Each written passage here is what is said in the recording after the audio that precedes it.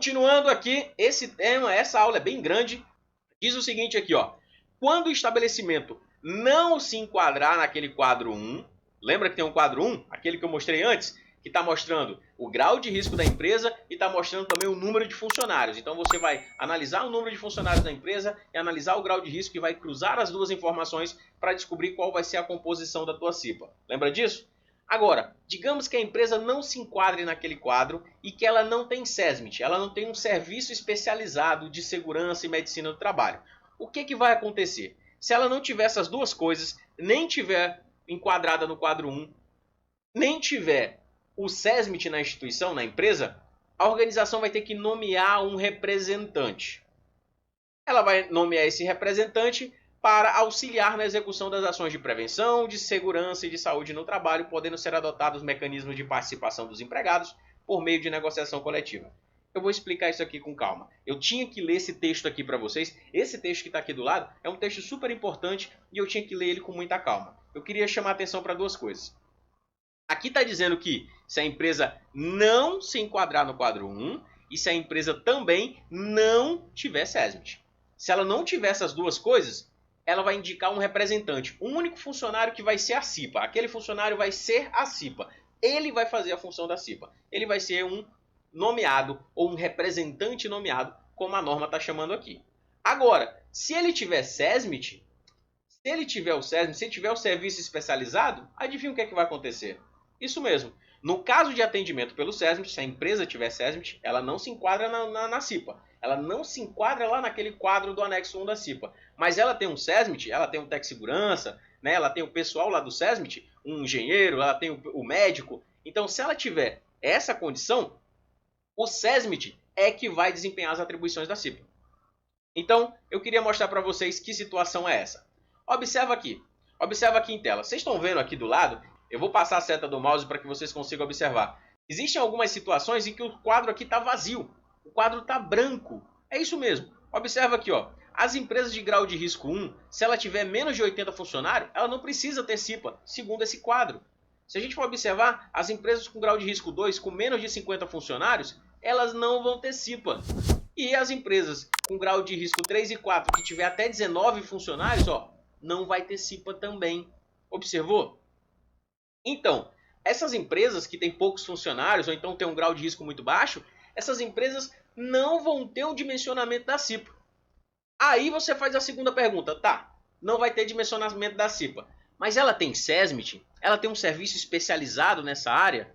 Se ela tiver, o SESMIT faz a função da CIPA, tá tudo tranquilo. Agora, se ela também não tiver o SESMIT, aí a empresa vai ter que indicar um funcionário para fazer a função da CIPA. Um funcionário que vai auxiliar nessa parte de saúde e segurança do trabalho. Perfeito? A gente vai chamar esse funcionário de representante nomeado, certo? Então, vamos continuar aqui. Fechando o nosso último slide, aqui nessa aula sobre Constituição e Estruturação. É uma aula que está ficando densa, está ficando grande, mas é um conteúdo super importante, uma das principais aulas quando a gente fala de Comissão Interna de Prevenção de Acidentes, quando a gente fala da NR5. Vamos continuar aqui, ó. O MEI é o microempreendedor individual. Microempreendedor individual, logicamente, é uma empresa muito pequena e que, logicamente, não vai se enquadrar naquele nosso quadro lá da CIPA, aquele nosso quadro que a gente viu no slide anterior. Então, o MEI está dispensado. O MEI não precisa nomear representante. O MEI não vai ter CIPA e não vai ter representante. O MEI está dispensado, ele é um caso à parte. Continuando aqui, a nomeação de empregado como representante da organização e sua forma de atuação devem ser formalizadas anualmente pela organização. O que é isso? Aquelas empresas que não estão enquadradas lá no quadro 1 do anexo da norma, aquele quadrinho que a gente viu ainda há pouco, elas não estão enquadradas seja pelo grau de risco que é baixo, seja pela quantidade de funcionários que é muito pouca, e ela vai ter que indicar um representante. Todo ano ela tem que formalizar quem é o representante. Então ela faz um documento dizendo, ó, meu representante nomeado é fulano de tal para ser o representante nomeado da NR5.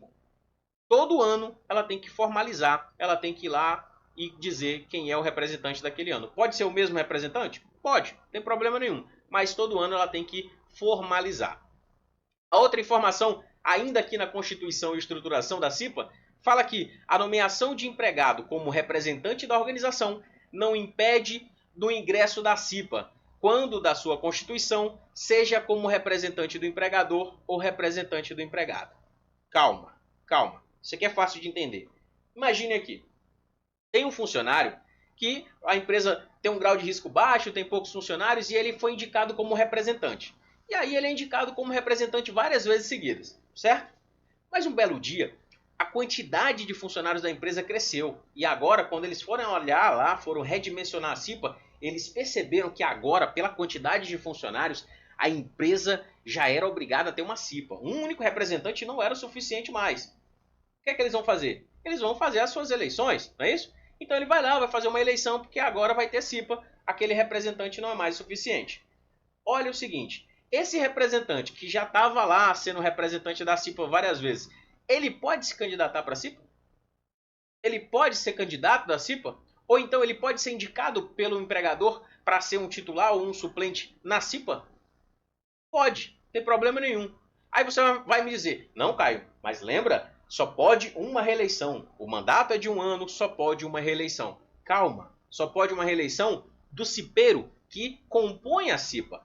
Aquele cipeiro que era simplesmente um representante nomeado, antes da CIPA ser obrigatória, ele pode sim. A partir do momento que a CIPA for obrigatória de montar uma comissão, ele pode sim se candidatar ou ele pode sim ser indicado pelo empregador, pelo dono da empresa. Não tem problema nenhum. Tranquilo?